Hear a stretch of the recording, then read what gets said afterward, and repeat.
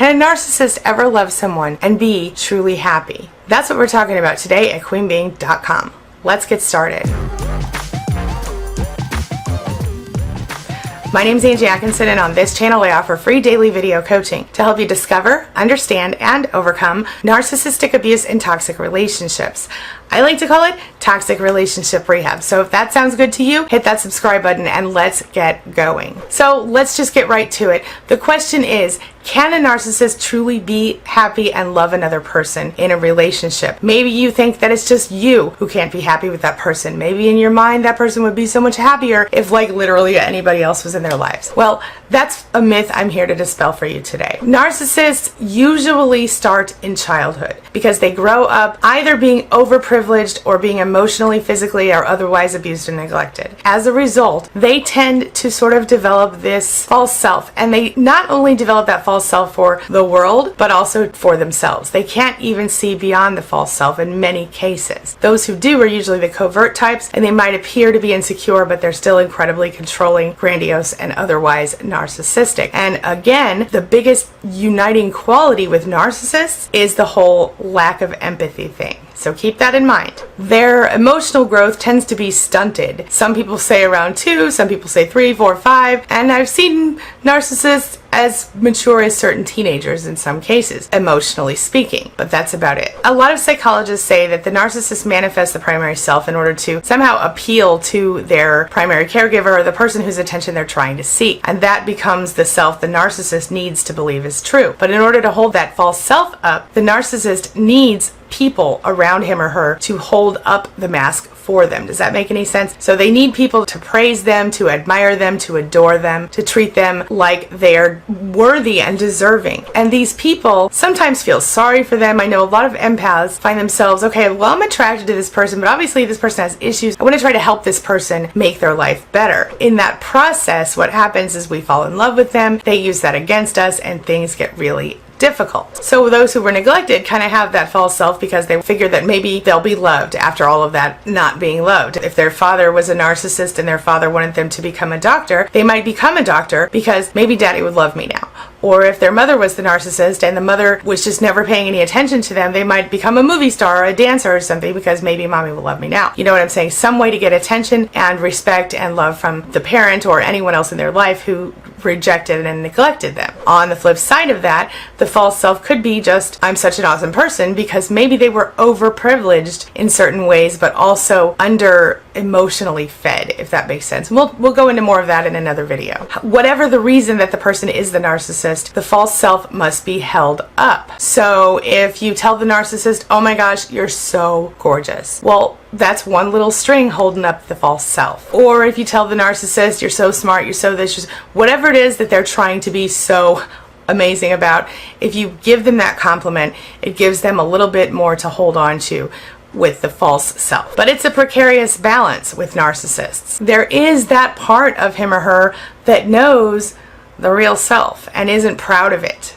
And they try desperately to hide it and put it behind closed doors, behind the mask, so that no one else knows. Unfortunately for the supply, the person who's closest to the narcissist, they know. And the narcissist very often resents the supply for knowing their true self, which is horrible but true. And the interesting part of this is that the narcissist's false self is very often right next to their shame, right next to their self-rejection, and right next to the memory or current rejection that they're receiving from whoever it was that didn't give them the type of attention they felt they needed growing up. So the narcissist kind of becomes dominated by this fake self, this pretend false self. Now here's where the love part comes in. Truly loving someone means that you will put that person's needs ahead of your own, at least up to a point. That doesn't mean that you will put that person's needs ahead of your own to your detriment, but it might mean that you choose to not buy that new pair of jeans you love because someone else you love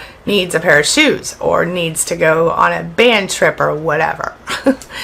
My son goes on band trips. But narcissists, they don't love in that way. They never developed the ability to love that way. Yeah, they can kind of feel love on some level, like if you're loving them. They sense that, they kind of get it, but they get it in a way that like a little toddler would get it. So a toddler, up until about the age of 2, is all about him or herself, and that's normal and natural. They are supposed to be that way. They're supposed to be all about themselves. They are the center of their world. In fact, it's around them that some kids start to develop empathy. But for a narcissist, love is sort of damaged. It's sort of distorted and twisted. It's immature, and it centers completely around what the narcissist needs in that relationship, nothing else. And like I've told you before, narcissists love you in the same way that we love our cell phones. So I got this cell phone, I guess about a year and a half ago, and I loved it so much because it had the sparkly case and it was so fast. Well, I still like it, it's okay for me. But my husband got an S8 a little while ago. This is an S7, and now I'm a little bit jealous and I kind of want to get an S9. But not because I'm trying to outdo him, just because this is a cell phone and it would be more functional if I had certain other things involved. Now, the sparkly case, as you can see, is falling apart, and it's just not quite as awesome as it once was.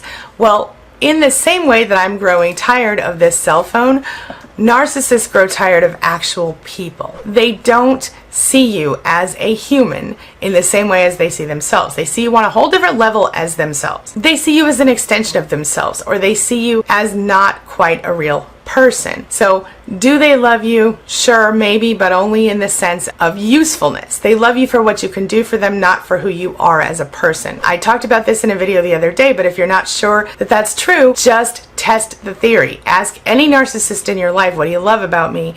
And see what they tell you. Do they tell you, I love that you're smart and or attractive and or whatever things about you? Or do they tell you, I love that you take care of our house, I love that you take care of this, I like when you rub my back, da da da da. That's usually the type of answer you will get from any narcissist. But what about being happy in the long run in a relationship with a narcissist? Is that even possible? Well, the narcissist is all about getting his or her needs met. And they are not only okay with manipulating other people to make that happen, but they will actually take delight in manipulating other people to make that happen. Obviously, then when it comes to obtaining real happiness, real love, this is kind of a problem. It's a real show. It's kind of like if someone says, I want to fall in love, and so they start kind of, sleeping with everybody they meet.